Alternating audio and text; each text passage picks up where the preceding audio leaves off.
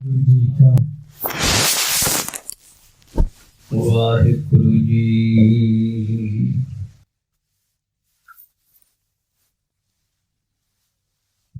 दंडौत बंदन अनक बार,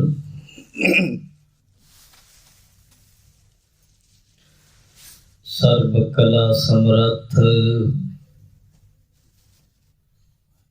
डुलन ते रखो प्रभु। नानक दे कर हथ,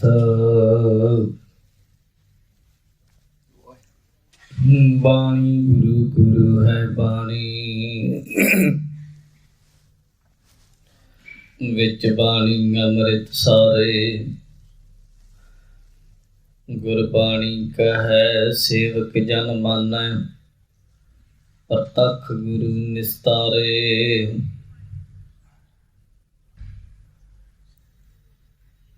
फिरत फिरत प्रभ आया, परया तो शरनाय। नानक की प्रभ बेनती, अपनी भगति लाए।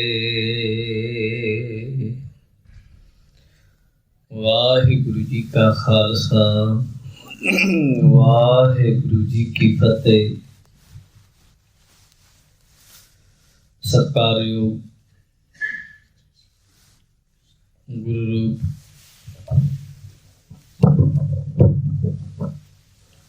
गुरु प्यारी गुरु सारी साध संगत,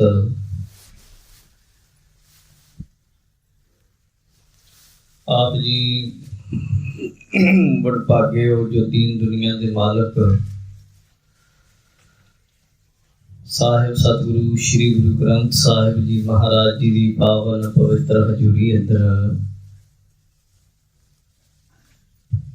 सुभायमान होके सत्संग दियां घड़ियां का लाभ उठा रहे हो अते अपने मनुखा जन्म नूं सफला बना रहे हो।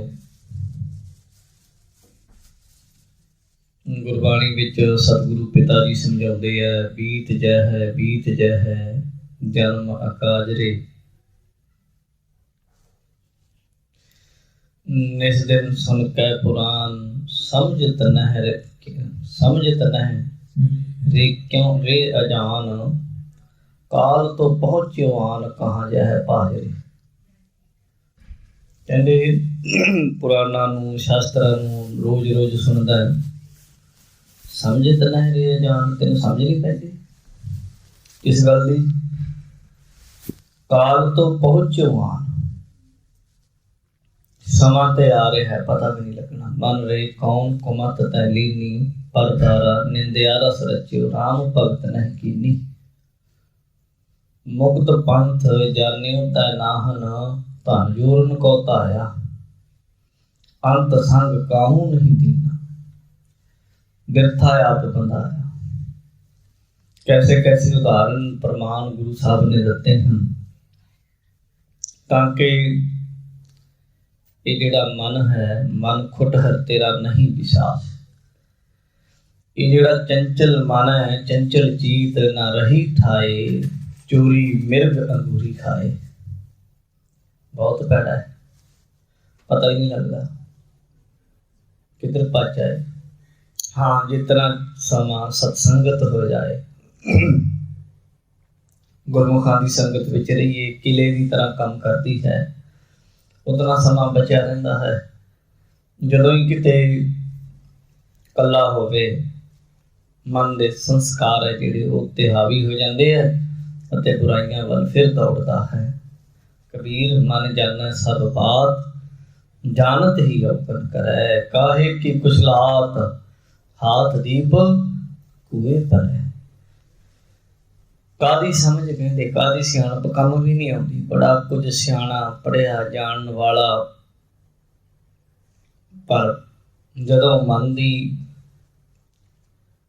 मन दा भूत बाहर निकलदा है ना, तो फिर बड़े बड़े सियाणे भी कमले झल्ले बन जाते।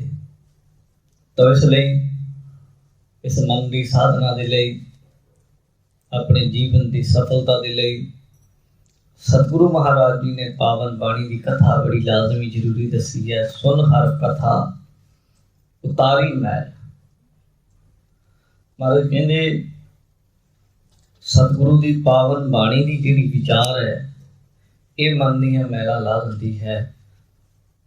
सो ये बड़ा सतगुरां ने सानू बहुत सुखाला गाड़ी राह दिता है। इहदे उत्ते चल के अपने जीवन को सफल बनाइए। आओ पावन बाणी की शब्द विचार नाल जुड़ी अज दा पावन शब्द गुरु ग्रंथ साहिब जी के 1151 अंग उत्ते सुभायमान है। की उपदेश दिंदे समझण लई हाजरी लवाओ। आखो सतनाम श्री वाहिगुरु साहिब जी। सतनाम श्री वाहिगुरु साहिब जी। पैरा महला पंजवा। पै को भौ पढ़िया पढ़िया सिमरत हर नाम। भैरव राग दे अंदर पंचम पातशाह सतगुरु श्री गुरु अर्जन देव जी महाराज जी की एक पावन बाणी है। गुरु अर्जन देव जी बख्शिश कर रहे हैं। पै को भाव पढ़िया। जेड़ा डर है ये सबनों लगता है। कई चीज़ां ऐसियां ने जिहड़ियां बंदियां नूं भी लगदियां पशुआं नूं भी लगदियां हैं। जिन्हां विचों कई चीज़ां का जिक्र किया है। निंद्रा भोजन भोग भै ये पशपुरख समान। सौना खाना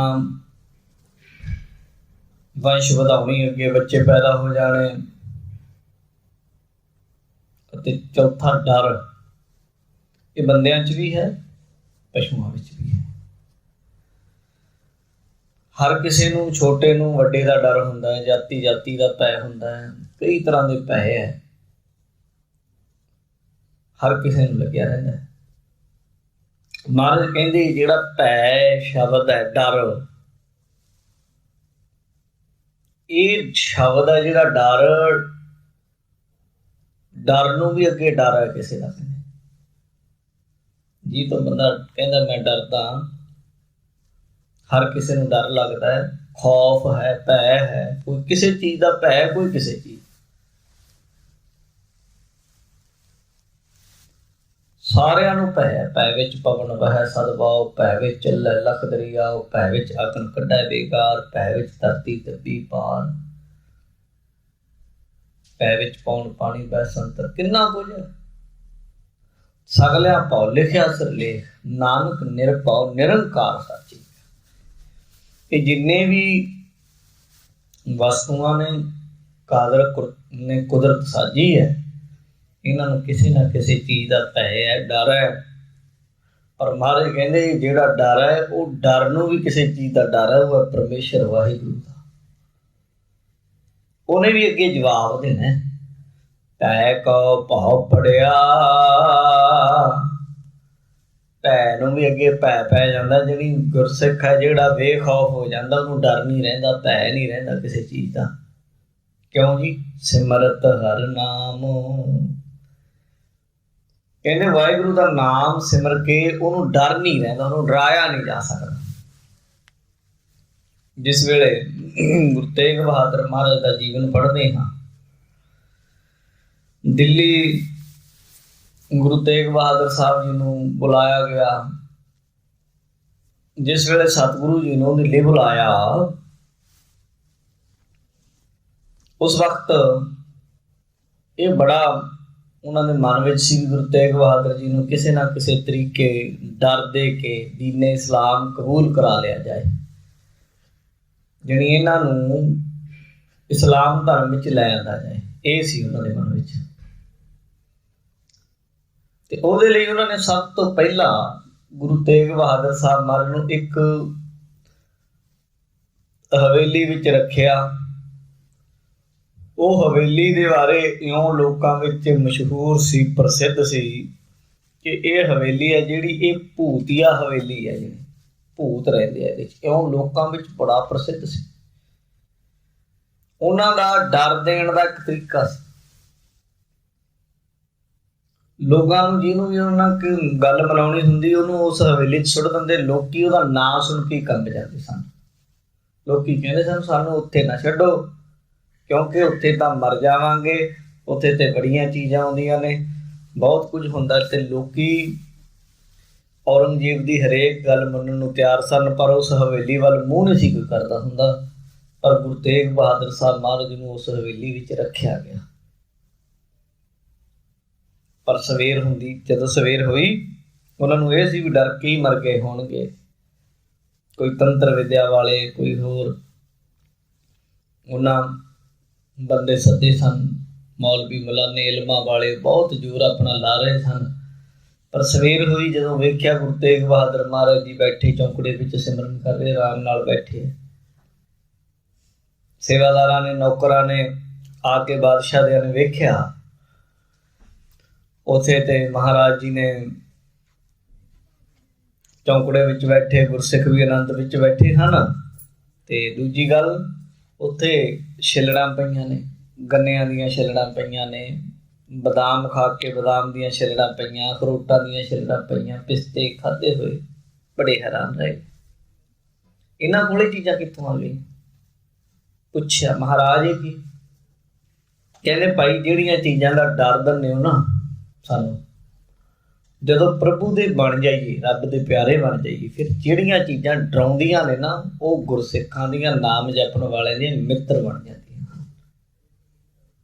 ਇਹ ਵੈਰੀ ਮਿੱਤਰ ਸਭ ਕੀਤੇ ਨਹਿ ਮੰਗੈ ਬੰਦਾ, ਜਾ ਤੂੰ ਮੇਰਾ ਵੱਲ ਹੈ ਤਾਂ ਕਿਆ ਮੋਹ ਛੰਦਾ। ਜਦੋਂ ਵਾਹਿਗੁਰੂ ਵੱਲ ਹੈ ਤੇ ਵੈਰੀ ਵੀ ਮਿੱਤਰ ਬਣ ਜਾਂਦੇ ਆ, ਦੋਸਤ ਸੱਜਣ ਬਣ ਜਾਂਦੇ ਆ। ਜਿਨ੍ਹਾਂ ਦਾ ਡਰ ਹੁੰਦਾ ਉਹਨਾਂ ਦਾ ਡਰ ਨਹੀਂ ਰਹਿੰਦਾ। ਗੁਰਸਿੱਖ ਕਦੇ ਵੀ ਉਹਨਾਂ ਨੇ ਡਰ ਦੇ ਖਿਲਾਫ ਲੜੇ, ਨਿਡਰ ਹੋ ਕੇ ਲੜੇ। ਜਿਨ੍ਹਾਂ ਦਾ ਨਾਂ ਸੁਣ ਕੇ ਲੋਕੀ ਕੰਮ ਜਾਂਦੇ ਸਨ, ਗੁਰਸਿੱਖਾਂ ਨੇ ਉਹਨਾਂ ਦੇ ਰਾਹ ਰੋਕੇ। ਜਦੋਂ ਸਾਡੇ ਦੇਸ਼ ਦੇ ਵਿੱਚ ਗੁਲਾਮੀ ਸੀ, ਗੁਲਾਮ ਸਨ, ਉਸ ਵੇਲੇ ਇੱਕ ਬਹੁਤ ਵੱਡਾ ਡਰ ਸੀ। ਉਹ ਡਰ ਕੀ ਸੀ ਵੀ ਜੇਲ੍ਹਾਂ 'ਚ ਸੁੱਟ ਦਿੱਤਾ ਜਾਏਗਾ ਸਾਨੂੰ। ਜੇਲ੍ਹ ਤੋਂ ਲੋਕੀ ਕੰਬਦੇ ਸਨ ਵੀ ਜੇਲ੍ਹ 'ਚ ਸੁੱਟ ਦਿੱਤਾ ਜਾਏਗਾ। ਪਰ ਤੁਸੀਂ ਹੈਰਾਨ ਰਹੋਗੇ, ਗੁਰਸਿੱਖਾਂ ਨੇ ਉਸ ਡਰ ਨੂੰ ਅੱਗੇ ਹੋ ਕੇ ਲਿਆ। ਇਹ ਕਹਿੰਦੇ ਡਰ ਨੂੰ ਮਾਰੀਏ ਪਹਿਲਾਂ। ਲੋਕਾਂ ਦੇ ਅੰਦਰ ਜੇਲ੍ਹ ਦਾ ਡਰ ਹੈ ਨਾ, ਇਹ ਕਹਿੰਦੇ ਜੇਲ੍ਹ ਭਰੋ ਅੰਦੋਲਨ ਸ਼ੁਰੂ ਕਰ ਦਿੱਤਾ ਵੀ ਜੇਲ੍ਹਾਂ ਹੀ ਭਰ ਦਿਓ। ਉਹਨਾਂ ਨੂੰ ਇਹ ਦਿੱਕਤ ਹੋ ਗਈ ਵੀ ਜੇਲ੍ਹਾਂ 'ਚ ਰੱਖੀਏ ਕਿੱਥੇ, ਇੱਥੋਂ ਚੁੱਕਣ ਉੱਥੇ ਛੱਡ ਦੇਣ, ਕਿਉਂਕਿ ਲੋਕਾਂ ਦੇ ਅੰਦਰੋਂ ਖੌਫ ਹੀ ਖਤਮ ਹੋ ਗਿਆ ਵੀ ਜੇਲ੍ਹ 'ਚ ਕੀ ਹੈ, ਚਲੋ ਚੱਲੀਏ, ਲੈ ਕੇ ਚੱਲੋ ਸਾਨੂੰ, ਕਿੱਥੇ ਲੈ ਕੇ ਜਾਣਾ। ਉਹ ਖੌਫ ਨੂੰ ਖਤਮ ਕਰ ਦਿੰਦੇ ਆ। ਕਿਉਂ? ਉਹ ਅਵਸਥਾ ਐਸੀ ਹੈ, ਬੇਗਮਪੁਰਾ ਸ਼ਹਿਰ ਕੋ ਨਾਉ, ਦੁੱਖ ਅੰਦੋ ਨਹੀਂ ਤੇ ਥਾਓ, ਖੌਫ ਨਾ ਖਤਾ ਨਾ ਤਰਸ ਜਵਾਬ। ਨਾ ਉੱਥੇ ਖੌਫ ਹੈ ਕੋਈ, ਨਾ ਉੱਥੇ ਗਲਤੀ ਹੈ। ਮਹਾਰਾਜ ਕਹਿੰਦੇ ਜਦੋਂ ਇਹ ਕਦੋਂ ਹੁੰਦੀ, ਸਿਮਰਤ ਹਰ ਨਾਮ। ਜਦੋਂ ਵਾਹਿਗੁਰੂ ਦੇ ਨਾਮ ਨਾਲ ਗੁਰਸਿੱਖ ਜੁੜਦੇ ਹਾਂ ਤੇ ਫਿਰ ਬੇਖੌਫ ਹੋ ਜਾਈਦਾ ਹੈ, ਡਰ ਨਹੀਂ ਰਹਿੰਦਾ। ਆਮ ਤੌਰ ਤੇ ਬੰਦੇ ਨੂੰ ਡਰ ਰਹਿੰਦਾ ਹੈ, ਕਿਉਂਕਿ ਸੋ ਡਰ ਹੈ ਜੇ ਪਾਪ ਕਮਾਉਂਦਾ। ਜਿਹਨੇ ਪਾਪ ਗੁਨਾਹ ਐਬ ਕੀਤੇ ਉਹ ਡਰਦਾ ਹੈ, ਉਹਦਾ ਦਿਲ ਕੰਬਦਾ ਹੈ। ਧਰਮੀ ਵਿਰਸੇਤ, ਪਰ ਜਿਹਨੇ ਧਰਮ ਕਮਾਇਆ, ਗੁਰੂ ਦੇ ਰਾਹ ਤੇ ਚੱਲਿਆ, ਉਹਨੂੰ ਪਤਾ ਹੈ ਕਿ ਮੈਨੂੰ ਕਿਸੇ ਚੀਜ਼ ਦਾ ਹੁਣ ਡਰ ਹੈ ਨਹੀਂ। ਉਹ ਨਿਸ਼ਚਿੰਤ ਹੋ ਕੇ ਜਾਂਦਾ ਹੈ। ਉਹ ਕਹਿੰਦਾ ਮੇਰਾ ਗੁਰੂ ਮੇਰੀ ਰੱਖਿਆ ਕਰੇਗਾ, ਆਪੇ ਸਾਂਭੇਗਾ, ਔਰ ਸਾਂਭਦਾ ਵੀ ਹੈ। ਗੁਰਸਿੱਖ ਅਹੰਕਾਰ ਤੇ ਨਹੀਂ ਕਰਦਾ, ਦਾਵਾ ਤਾਂ ਨਹੀਂ ਕਰਦਾ ਮੇਰੇ ਵਰਗਾ ਕੋਈ ਪੁੰਨੀ ਨਹੀਂ। ਭਾਵੇਂ ਗੁਰੂ ਅੱਗੇ ਇਹੀ ਬੇਨਤੀਆਂ ਕਰਦਾ ਰਹਿੰਦਾ ਹੈ ਕਿ ਹਮ ਅਪਰਾਧੀ ਸਦ ਭੂਲ ਤੇ ਤੁਮ ਰਾਖਣ ਹਾਰੇ। ਤੇ ਵਾਹਿਗੁਰੂ ਅਸੀਂ ਭੁੱਲਣ ਹਾਰੇ ਹਾਂ, ਔਗਣੇ ਹਾਰੇ ਹਾਂ। ਮਾਣ ਨਹੀਂ ਕਰੀਦਾ, ਗੁਰਸਿੱਖ ਅਹੰਕਾਰ ਨਹੀਂ ਕਰਦੇ, ਪਰ ਆਪਣੇ ਗੁਰੂ ਤੇ ਉਹਨਾਂ ਨੂੰ ਯਕੀਨ ਹੁੰਦਾ ਹੈ, ਮਾਣ ਹੁੰਦਾ ਹੈ। ਤੇ ਉਹ ਉਹਨਾਂ ਨੂੰ ਡਰ ਨਹੀਂ ਹੁੰਦਾ, ਨਾ ਜਮਾਂ ਦਾ ਡਰ, ਨਾ ਦੂਤਾਂ ਦਾ ਡਰ, ਕਿਸੇ ਚੀਜ਼ ਦਾ ਡਰ ਨਹੀਂ ਰਹਿੰਦਾ। ਕਿਹਨਾਂ ਨੂੰ? ਕਹਿੰਦੇ ਜਿਹੜੇ ਨਾਮ ਜਪਦੇ ਹਨ, ਜਿਹੜੇ ਵਾਹਿਗੁਰੂ ਵਾਹਿਗੁਰੂ ਸਿਮਰਨ ਅਭਿਆਸ ਨਾਲ ਜੁੜੇ ਹਨ, ਸਿਮਰਨ ਨਾਲ। ਦੇਖੋ ਕਿੱਡੀ ਵੱਡੀ ਗੱਲ ਹੈ। ਇੱਥੇ ਹੁਣ ਹਰੇਕ ਸੰਡੇ ਆਪਣੇ ਸ਼ਾਮ ਨੂੰ ਵਾਹਿਗੁਰੂ ਸਿਮਰਨ ਦਾ ਟਾਈਮ ਰੱਖਿਆ ਹੋਇਆ। ਸੰਗਤਾਂ ਆਉਂਦੀਆਂ ਹਨ ਤੇ ਆਪਾਂ ਸੰਡੇ ਬਾਅਦ ਕਰਦੇ ਹਾਂ, ਹਰੇਕ ਸੰਡੇ ਹਰੇਕ ਹਫਤੇ ਕਰਦੇ ਹਾਂ ਸਿਮਰਨ। ਆਪਾਂ ਆਪਣੇ ਕੰਮਾਂ ਕਾਰਾਂ ਤੇ ਘਰੇ ਤੁਰਦਿਆਂ ਫਿਰਦਿਆਂ ਤਾਂ ਰੋਜ਼ ਵੀ ਕਰ ਸਕਦੇ ਹਾਂ, 10 ਮਿੰਟ ਤਾਂ ਲਾ ਸਕਦੇ ਹਾਂ ਘੱਟੋ ਘੱਟ। ਕੋਈ ਚੱਲਿਆ ਕਿਤੇ ਗੱਡੀ 'ਚ ਬੈਠੇ ਜਾ ਰਹੇ ਹਾਂ, ਵਾਹਿਗੁਰੂ ਵਾਹਿਗੁਰੂ ਵਾਹਿਗੁਰੂ ਵਾਹਿਗੁਰੂ ਉਦੋਂ ਕਰ ਲਓ। ਘਰੇ ਕੋਈ ਕੰਮ ਕਰਦੇ ਹਾਂ, ਆਪਣਾ ਖਾਣਾ ਬਣਾਉਂਦੇ ਹਾਂ, ਉਦੋਂ ਵਾਹਿਗੁਰੂ ਵਾਹਿਗੁਰੂ 10 ਮਿੰਟ ਲਗਾ ਲਓ। ਸਮਾਂ ਕੱਢ ਸਕਦੇ ਹਾਂ ਅਗਰ ਕੱਢਣਾ ਚਾਹੀਏ। ਤੇ ਮਹਾਰਾਜ ਕਹਿੰਦੇ ਅਗਰ ਇਸ ਤਰ੍ਹਾਂ ਗੁਰਸਿੱਖੋ ਨਾਮ ਜਪਣ ਲੱਗ ਜਾਈਏ ਤੇ ਫਿਰ ਡਰ ਮੁੱਕ ਜਾਂਦੇ ਹਨ। सगल व्याध मिटी त्रिह गुण की दास के होए पूरन काम। ਸਗਲ ਵਿਆਦ ਮਿੱਟੀ ਤ੍ਰਿਹ ਗੁਣ ਕੀ, 3 ਗੁਣ ਹੈ ਜੀ, ਰਜਸ ਤਮਸ ਔਰ ਸਤਵ। ਜਤੀ ਏਦਾਂ ਕਹਿ ਦਿੰਦੇ ਰਜੋ ਤਮੋ ਸਤੋ। ਪਰਮੇਸ਼ਰ ਈਸ਼ਵਰ ਦੀ ਜਿਹੜੀ ਮਾਇਆ ਹੈ ਇਹ 3 ਗੁਣ ਹੈ ਇਹਦੇ। ਗੁਰਬਾਣੀ ਵਿੱਚ ਇਹਨੂੰ ਤਿਹੱਟੜੇ ਬਾਜ਼ਾਰ ਸੌਦਾ ਕਰਨ ਬਣ ਜਾ ਰਿਹਾ। ਬਾਣੀ 'ਚ ਇਸ ਤਰ੍ਹਾਂ ਵੀ ਹੁੰਦਾ ਹੈ, ਰਾਜਗੁਣ ਤਮ ਗੁਣ ਸਤਗੁਣ ਕਹੀ ਹੈ, ਇਹ ਤੇਰੀ ਸਭ ਮਾਇਆ। ਮਾਇਆ ਦੇ 3 ਗੁਣ ਹੈ। ਸਤੋਮਈ ਅੰਸ਼ ਜਿਹਦੇ ਵਿੱਚ ਗਿਆਨ ਪ੍ਰਧਾਨ ਹੈ, ਰਜੋਗੁਣੀ ਅੰਸ਼ ਜਿਹਦੇ ਵਿੱਚ ਕਿਰਿਆ ਪ੍ਰਧਾਨ ਹੈ, ਤਮੋਗੁਣੀ ਅੰਸ਼ ਜਿਹਦੇ ਵਿੱਚ ਜੜਤਾ ਪ੍ਰਧਾਨ ਹੈ। ਤੇ ਮਹਾਰਾਜ ਕਹਿੰਦੇ ਰਜੋ ਤਮੋ ਸਤੋ ਬਣ ਕੇ ਸੰਸਾਰ ਦੀ ਕਿਰਿਆ ਚਲਾਉਂਦੀ ਹੈ। ਜਿਹੜਾ ਸਤੋਗੁਣੀ ਅੰਸ਼ ਹੈ 5 ਤੱਤਾਂ ਦਾ, ਉਹਦੇ ਤੋਂ ਸਾਧ ਸੰਗਤ ਅੰਤਹਿਕਰਨ ਬਣਦਾ, ਸਾਡਾ ਮਨ ਬਣਦਾ, ਸਾਡਾ ਅੰਤਹਿਕਰਨ ਬਣਦਾ, ਗਿਆਨ ਇੰਦਰੀ ਬਣਦੇ ਆ। ਜਿਹੜੀ ਸਾਡੀ ਰਜੋਗੁਣੀ ਅੰਸ਼ ਹੈ ਉਹਦੇ ਤੋਂ ਸਾਧ ਸੰਗਤ ਜੀ ਸਾਡੇ ਪ੍ਰਾਣ ਬਣਦੇ ਹਨ ਅਤੇ ਸਾਡੇ ਕਰਮ ਇੰਦਰੀ ਬਣਦੇ ਹਨ, ਬੁੱਧੀ ਦਾ ਦੇਸ਼ ਵੀ ਹੈ। ਪਰ ਜਿਹੜਾ ਤਮੋ ਗੁਣੀ ਅੰਸ਼ ਹੈ ਇਹ ਤੋਂ ਸਾਧ ਸੰਗਤ ਜੀ ਸਾਰਾ ਕੁਝ ਬਣਦਾ ਹੈ ਜੋ ਮਟੀਰੀਅਲ ਹੈ ਸਾਡਾ, ਕਰਮ ਇੰਦਰੀ ਇਤਿਆਦਿ। ਤੇ ਇਹਨਾਂ ਦੇ ਅਧੀਨ ਹੀ ਮਨੁੱਖ ਚੱਲਦਾ ਹੈ। ਇਹਦੇ ਕੋਲ ਹੈ ਕੀ ਹੈ? ਪ੍ਰਾਣ ਹਨ, ਇਹਦੇ ਕੋਲ ਬੁੱਧੀ ਦਾ ਦੇਸ਼ ਹੈ ਜਿਹਨੂੰ ਅੰਤਹਿਕਰਨ ਚਤੁਸ਼ਟੈ ਕਹਿ ਦਿੰਦੇ ਆ। ਪਹਿਲਾ ਉਹ, ਦੂਜੇ 5 ਪ੍ਰਾਣ ਤੇ ਤੀਜਾ ਸਾਧ ਸੰਗਤ ਜੀ ਬਾਹਰਲਾ ਸਥੂਲ ਸਰੀਰ ਹੈ। ਮਹਾਰਾਜ ਕਹਿੰਦੇ ਜਦੋਂ ਨਾਮ ਨਾਲ ਗੁਰਸਿੱਖ ਜੁੜਦਾ ਹੈ ਸਗਲ ਵਿਆਦ ਮਿੱਟੀ ਤ੍ਰਿਹ ਗੁਣ ਕੀ। ਇਹ 3 ਗੁਣਾਂ ਦੀ ਜਿਹੜੀ ਵਿਆਧੀ ਹੈ, ਉਹ 3 ਗੁਣਾਂ ਨੂੰ ਜਿਹੜਾ ਹੈ ਆਪਣੇ ਮੰਨੀ ਬੈਠਾ ਸਰੀਰ ਨੂੰ, ਸਵਾਸਾਂ ਨੂੰ, ਮਨ ਬੁੱਧ ਨੂੰ, ਮਹਾਰਾਜ ਕਹਿੰਦੇ ਉਹਦੀ ਮਿਟ ਜਾਂਦੀ ਹੈ। ਫਿਰ ਕੀ ਹੁੰਦਾ? ਦਾਸ ਕੇ ਹੋਏ ਪੂਰਨ ਕਾਮ। ਦਾਸ ਦੇ, ਸੇਵਕ ਦੇ, ਗੁਰਸਿੱਖ ਦੇ ਜਿਹੜੇ ਵੀ ਕਾਰਜ ਹੈ, ਜਿਸ ਕਾਰਜ ਲਈ ਇਸ ਦੁਨੀਆ 'ਚ ਆਪਾਂ ਆਏ ਹਾਂ, ਆਪਾਂ ਤੇ ਆਏ ਗੁਰੂ ਸਾਹਿਬ ਨੇ ਵੀ ਹਾਮੇ ਹੋ ਕਾਜ ਜਗਤ ਮੋਹਾਏ ਧਰਮ ਹੇਤ ਗੁਰਦੇਵ ਪਠਾਏ। ਗੁਰੂ ਜੀ ਕਹਿੰਦੇ ਸਾਨੂੰ ਵੀ ਧਰਮ ਲਈ ਭੇਜਿਆ ਤੇ ਆਪਾਂ ਜਿੰਨੇ ਵੀ ਇਨਸਾਨ ਆ ਆਪਾਂ ਨੂੰ ਵੀ ਗੁਰੂ ਸਾਹਿਬ ਨੇ, ਪਰਮੇਸ਼ਰ ਨੇ ਇਸੇ ਕਾਰਜ ਲਈ ਧਰਮ ਕਮਾਉਣ ਲਈ ਭੇਜਿਆ ਹੈ। ਕਿ ਕਈ ਬੰਦੇ ਇਸ ਦੁਨੀਆ ਵਿੱਚ ਆਉਂਦੇ ਹੈ, ਆਵਨ ਆਏ ਸ੍ਰਿਸ਼ਟ ਮੈਂ ਬਿਨ ਬੂਝੇ ਪਛਤੋਰ। ਆਉਂਦੇ ਆ ਇਸ ਦੁਨੀਆ ਵਿੱਚ ਪਰ ਬਿਨਾਂ ਬੁੱਝਿਆਂ ਬਿਨਾਂ ਜਾਣਿਆ, ਮਹਾਰਾਜ ਕਹਿੰਦੇ ਏਦਾਂ ਹੀ ਖਾਲੀ ਚਲੇ ਜਾਂਦੇ। ਇਹ ਅਵਸਥਾ ਨੂੰ ਪਸ਼ੂਆਂ ਵਾਲੀ ਅਵਸਥਾ ਆਖਿਆ। ਪਸ਼ੂਆਂ ਵਿੱਚ ਵੀ ਸਗੋਂ ਕਿਤੇ ਨਾ ਕਿਤੇ ਕੋਈ ਗੁਣ ਆਖਿਆ।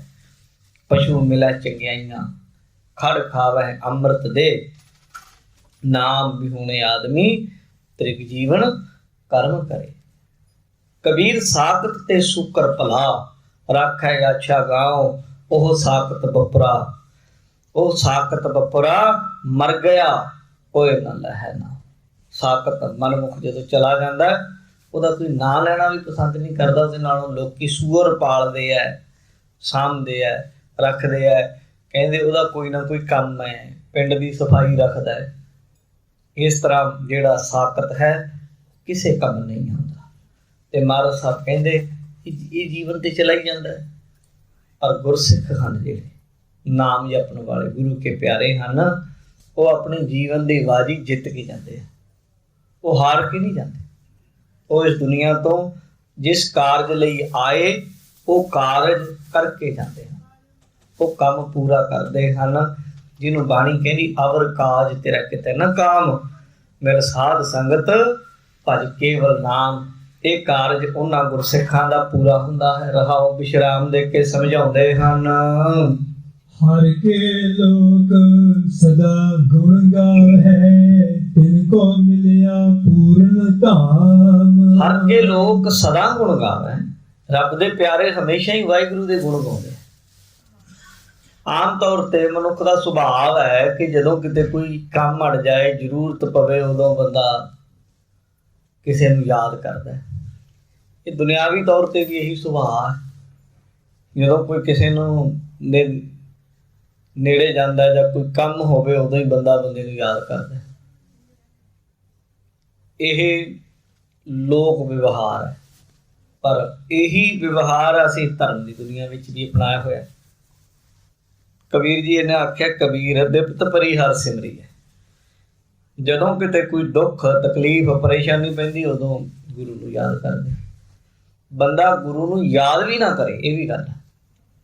ਇਹ ਵੀ ਇਹਦੀ ਮਜਬੂਰੀ ਬਣੀ ਹੋਈ ਤਾਂ ਕਰਦਾ ਹੈ, ਜਿਹੜੀ ਚੀਜ਼ ਬਾਜ਼ਾਰੋਂ ਮਿਲਦੀ ਨਹੀਂ, ਕੋਈ ਹੱਲ ਲੱਭਦਾ ਨਹੀਂ, ਉਦੋਂ ਫਿਰ ਸੋਚਦਾ ਗੁਰਦੁਆਰੇ ਤੋਂ ਮਿਲ ਜਾਵੇ। ਜੇ ਬਾਜ਼ਾਰੋਂ ਨਹੀਂ ਤੇ ਗੁਰਦੁਆਰੇ ਤੋਂ ਮਿਲ ਜਾਵੇ, ਨਹੀਂ ਤੇ ਬਾਜ਼ਾਰੋਂ ਜਿਹੜੀ ਚੀਜ਼ ਮਿਲ ਗਈ, ਜੇ ਸਾਰਾ ਕੁਝ ਬਾਜ਼ਾਰੋਂ ਹੀ ਮਿਲਦਾ ਹੋਵੇ, ਫਿਰ ਗੁਰਦੁਆਰੇ ਨਾ ਆਵੇ। ਮਨੁੱਖ ਦਾ ਸੁਭਾਅ ਹੈ ਕਿ ਇਹ ਸੌਦੇਬਾਜ਼ੀ ਕਰਦਾ ਹੈ, ਸੌਦਾ। ਪਰ ਕਰਦਾ ਕਾਹਦਾ ਹੈ? ਸੌਦਾ ਇੱਥੇ ਵੀ ਹੈ, ਪਰ ਇੱਥੇ ਮਨ ਦੇ ਰਾਮ ਲਿਆ ਹੈ ਮੋਲ।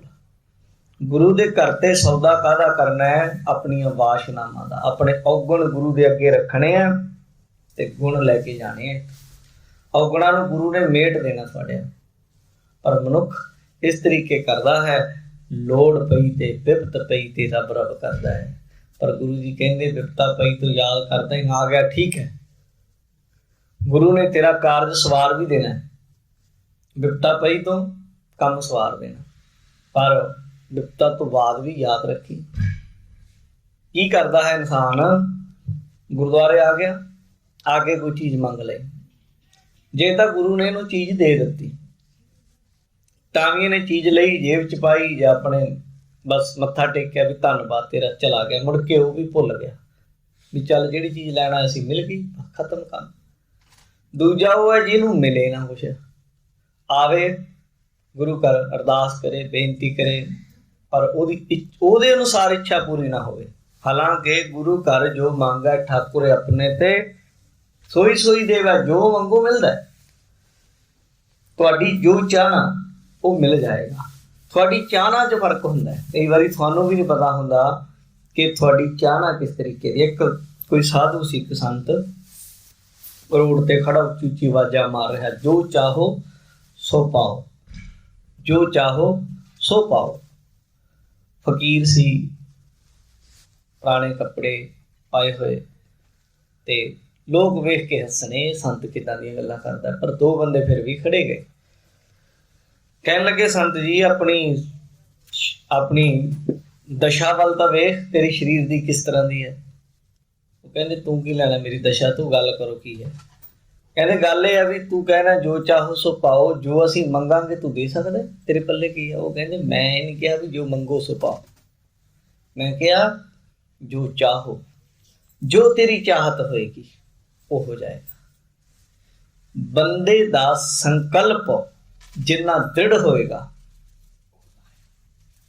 ਕਿਸੇ ਚੀਜ਼ ਲਈ ਜਦੋਂ ਤੁਹਾਡਾ ਦ੍ਰਿੜ ਸੰਕਲਪ ਹੋਏਗਾ ਔਰ ਤੁਸੀਂ ਆਪਣੇ ਅੰਦਰ ਧਿਆਨੀ ਹੋ ਜਾਓਗੇ, ਤੇ ਉਹ ਚੀਜ਼ ਤੁਹਾਡੇ ਵੱਲ ਦੌੜੀ ਆਏਗੀ, ਭੱਜੀ ਆਏਗੀ। ਇਹ ਅੱਜ ਇਸ ਗੱਲ ਤੇ ਕੰਮ ਕਰ ਰਹੀ ਹੈ ਸਾਇੰਸ, ਲੱਭ ਰਹੀ ਹੈ ਇਸ ਚੀਜ਼ ਨੂੰ ਵੀ ਕੀ ਹੋ ਸਕਦਾ ਹੈ, ਕਿਵੇਂ ਹੈ। ਦ੍ਰਿੜ ਸੰਕਲਪ ਜਿਸ ਚੀਜ਼ ਨੂੰ ਪਾਉਣ ਦਾ ਕਰਦਾ ਹੈ, ਉਹਦੇ ਲਈ ਰਾਹ ਲੱਭ ਜਾਂਦੇ ਆ, ਉਹਦੀ ਪ੍ਰਾਪਤੀ ਦੇ ਲਈ, ਔਰ ਉਹ ਮੰਜ਼ਿਲ ਉਹਦੇ ਵੱਲ ਚੱਲ ਆਉਂਦੀ ਹੈ। ਉਹ ਆਪਣੀ ਥਾਂ ਤੇ ਖੜਾ ਹੀ ਉਹਦੇ ਵੱਲ ਸੰਕਲਪ ਕਰਦਾ ਹੈ। ਤਾਂ ਦੁਨੀਆ ਦੀ ਕਿਸੇ ਚੀਜ਼ ਦੀ ਗੁਰੂ ਘਰ ਆਓਗੇ ਤਾਂ ਇਹ ਨਹੀਂ ਕਿ ਨਹੀਂ ਮਿਲੇਗੀ, ਮਿਲ ਜਾਏਗੀ। ਪਰ ਜੇ ਮਿਲ ਵੀ ਗਈ ਫਿਰ ਕੀ ਹੈ, ਅੱਗੇ ਕੀ ਕਰੋਗੇ? ਰੱਜ ਜਾਓਗੇ, ਤ੍ਰਿਪਤ ਹੋ ਜਾਓਗੇ। ਹੁਣ ਤੱਕ ਜੋ ਕੁਝ ਮਿਲਿਆ ਉਹ ਤ੍ਰਿਪਤ ਤੋਂ ਬਸ, ਜੋ ਕੁਝ ਮਿਲਿਆ ਤੁਹਾਡੀ ਇੱਛਾ ਅਨੁਸਾਰ ਹੀ ਮਿਲਿਆ ਨਾ, ਵੀ ਮੈਨੂੰ ਆਹ ਮਿਲ ਜਾਏ, ਮੈਨੂੰ ਆਹ ਮਿਲ ਜਾਏ, ਮੈਨੂੰ ਆਹ ਮਿਲ ਜਾਏ, ਮੈਂ ਆਹ ਕਰ ਲਾਂ, ਮੈਂ ਆਹ ਕਰ ਲਾਂ, ਮੈਂ ਆਹ ਕਰੀ ਹੋ ਜਾਂਦਾ। ਹੁਣ ਕਿਤੇ ਟਿਕ ਗਿਆ ਮਨ, ਹੁਣ ਅੱਗੇ ਤੋਂ ਕਹਿਤਾ ਵੀ ਲਾ ਜੀ ਬਸ ਠੀਕ ਹੈ, ਹੁਣ ਨਹੀਂ ਕੁਛ। ਇਹਨੇ ਮੰਗੀ ਜਾਣਾ।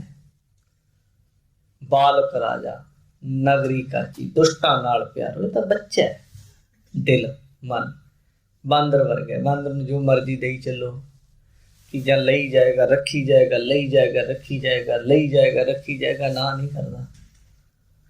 ਜਹਾਂਗੀਰ ਬਾਦਸ਼ਾਹ ਇੱਕ ਵਾਰ ਸਾਈਂ ਮੀਆਂ ਮੀਰ ਜੀ ਕੋਲ ਗਿਆ। ਕਿੰਨਾ ਟਾਈਮ ਤਾਂ ਦਰਵਾਜ਼ੇ ਤੇ ਖੜਾ ਕੇ ਰੱਖਿਆ ਉਹਨਾਂ ਨੇ, ਸੰਤਾਂ ਕੋਲ ਬੈਠੇ ਸਨ। ਜਦੋਂ ਫਰੀ ਹੋਏ ਉਹਨੂੰ ਅੰਦਰ ਬੁਲਾ ਲਿਆ। ਕਹਿੰਦੇ ਹਾਂ ਬੋਲ ਭਾਈ। ਕਹਿੰਦਾ ਜੀ ਬੇਨਤੀ ਹੈ। ਕਹਿੰਦੇ ਕੀ? ਮੈਂ ਕਿਤੇ ਜਾਣਾ ਚਾਹੁੰਦਾ, ਚੜ੍ਹਾਈ ਕਰਕੇ। ਇੱਕ ਰਾਜਾ ਜਿਹੜਾ ਨਾ ਦੇਸ਼ ਦੇ ਵਿੱਚ, ਉਹ ਮੇਰੇ ਖਿਲਾਫ ਚੱਲ ਰਿਹਾ ਹੈ। ਮੈਂ ਉਹਦੇ ਰਾਜ ਤੇ ਵੀ ਕਬਜ਼ਾ ਕਰਨਾ ਚਾਹੁੰਦਾ। ਉਹਨਾਂ ਅੱਗੋਂ ਆਖਿਆ ਸੰਤ ਜੀ ਨੇ, ਕਹਿੰਦੇ ਕਿਉਂ ਦੱਸ? ਵੀ ਉਹ ਰਾਜ ਵੀ ਤੈਨੂੰ ਮਿਲ ਜਾਏਗਾ, ਫਿਰ ਤੇਰੀ ਹੋਰ ਇੱਛਾ ਪੈਦਾ ਹੋ ਜਾਏਗੀ, ਉਹ ਮਿਲ ਜਾਏਗਾ, ਫਿਰ ਹੋਰ ਪੈਦਾ ਹੋ ਜਾਏਗੀ। ਹੇ ਰਾਜਨ, ਇੱਕ ਗੱਲ ਦਾ ਧਿਆਨ ਰੱਖੀ, ਬੰਦੇ ਦੀਆਂ ਲੋੜਾਂ ਪੂਰੀਆਂ ਹੋ ਸਕਦੀਆਂ ਨੇ। ਲੋੜਾਂ, ਜ਼ਰੂਰਤਾਂ ਇੱਕ ਫਕੀਰ ਦੀਆਂ, ਇੱਕ ਮੰਗਤੇ ਦੀਆਂ, ਇੱਕ ਭਿਖਾਰੀ ਦੀਆਂ ਵੀ ਹੋ ਸਕਦੀਆਂ, ਹੋ ਰਹੀਆਂ ਨੇ। ਉਹ ਵੀ ਜੀਵਨ ਜਿਉ ਰਿਹਾ। ਪਰ ਇੱਛਾਵਾਂ ਹੁੰਦੀਆਂ ਨਾ ਜਿਹੜੀਆਂ, ਉਹ ਵੱਡੇ ਵੱਡੇ ਰਾਜਿਆਂ ਦੀਆਂ ਵੀ ਅਧੂਰੀਆਂ ਰਹਿੰਦੀਆਂ। ਇੱਛਾਵਾਂ ਸਿਕੰਦਰ ਦੀਆਂ ਵੀ ਅਧੂਰੀਆਂ ਰਹਿ ਗਈਆਂ। ਲੋਕੀ ਸਿਕੰਦਰ ਮਹਾਨ ਕਹਿੰਦੇ ਆ, ਲੋਕੀ ਕਹਿੰਦੇ ਆ, ਪਰ ਕੀ ਪੂਰੀ ਇੱਛਾ ਹੋ ਗਈ ਸੀ? ਕਿੱਡਾ ਵੱਡਾ ਸੀ, ਜਿੱਧਰ ਜਾਂਦਾ ਸੀ ਪਹਿਲਾਂ ਰਾਹ ਸਾਫ਼ ਹੁੰਦੇ ਸਨ, ਵੱਡੇ ਵੱਡੇ ਲੋਕ ਅੱਗੇ ਖੜਦੇ ਸਨ, ਸਿਰ ਝੁਕਾਉਂਦੇ ਸਨ। ਪਰ ਜਦੋਂ ਮਰਿਆ, ਇੱਕ ਮੱਛਰ ਨੇ ਡੰਗ ਮਾਰ ਦਿੱਤਾ। ਬੁਖਾਰ ਨਾਲੇ ਮਰਿਆ ਸੀ ਸਿਕੰਦਰ। ਦੁਨੀਆ ਭਰ ਦੇ ਸਭ ਤੋਂ ਵਧੀਆ ਡਾਕਟਰ ਵੈਦ ਉਹਦੇ ਕੋਲ ਸਨ, ਵਧੀਆ ਤੋਂ ਵਧੀਆ ਉਹਦੇ ਕੋਲ ਸਨ। ਪਰ ਜਦੋਂ ਮਰਨ ਲੱਗਾ, ਵੈਦਾਂ ਨੂੰ ਕਹਿੰਦਾ ਬੇੜੇ ਭਰੇ ਹੋਏ ਸਨ, ਧਨ ਦੌਲਤ, ਸੋਨੇ ਚਾਂਦੀ, ਹੀਰੇ ਮੋਤੀ ਜਵਾਹਰਾਤ, ਲਾਲ ਪੰਨਿਆਂ ਦੇ ਨਾਲ। ਕਹਿੰਦਾ ਬਈ ਮੈਂ ਤੁਹਾਨੂੰ ਇੱਕ ਬੇੜਾ ਦੇ ਦੂੰਗਾ, ਤੁਸੀਂ ਮੈਨੂੰ ਬਚਾ ਲਓ। ਉਹਨਾਂ ਆਖਿਆ ਜੀ ਅਸੀਂ ਕੋਸ਼ਿਸ਼ ਕਰ ਰਹੇ ਹਾਂ, ਯਤਨ ਕਰ ਰਹੇ ਹਾਂ, ਤੈਨੂੰ ਬਚਾਵਾਂਗੇ। ਜਦੋਂ ਹੋਰ ਹਾਲਤ ਥੋੜ੍ਹੀ ਖਰਾਬ ਹੋ ਗਈ, ਉਹਨੇ ਆਖਿਆ ਮੈਂ ਤੁਹਾਨੂੰ 2 ਬੇੜੇ ਦੇ ਦਊਂਗਾ, ਮੈਨੂੰ ਬਚਾ ਲਓ। ਉਹ ਕਹਿੰਦੇ ਤੂੰ ਸਾਨੂੰ ਬੇੜਿਆਂ ਦਾ ਲਾਲਚ ਨਾ ਦੇ, ਜੋ ਸਾਡੀ ਡਿਊਟੀ ਹੈ ਅਸੀਂ ਇਹਨੂੰ ਕਰਨਾ ਹੀ ਕਰਨਾ, ਵਧੀਆ ਤਰੀਕੇ ਕਰ ਰਹੇ। ਪਰ ਹੋਰ ਬਿਮਾਰ ਹੋ ਗਿਆ। ਕਹਿੰਦਾ ਮੇਰੀ ਸਾਰੀ ਦੌਲਤ ਲੈ ਲਿਓ ਤੁਸੀਂ, ਬਸ ਮੈਨੂੰ ਤੁਸੀਂ ਇੰਨਾ ਕਰ ਦਿਓ, ਮੈਨੂੰ ਜਿੰਦਾ ਰੱਖ ਲਓ ਮੇਰੇ ਦੇਸ਼ ਜਾਣ ਤੱਕ। ਮੈਂ ਆਪਣੀ ਮਾਂ ਨੂੰ ਮਿਲਣਾ ਚਾਹੁੰਦਾ। ਆਖਰੀ ਮੇਰੇ ਇਹ ਲਫ਼ਜ਼ ਉਹਦੇ ਵੀ ਮੈਂ ਮੇਰੀ ਮਾਂ ਨੂੰ ਮਿਲਣਾ ਚਾਹੁੰਦਾ, ਇਹ ਮੇਰੀ ਖਵਾਹਿਸ਼ ਹੈ ਬਸ।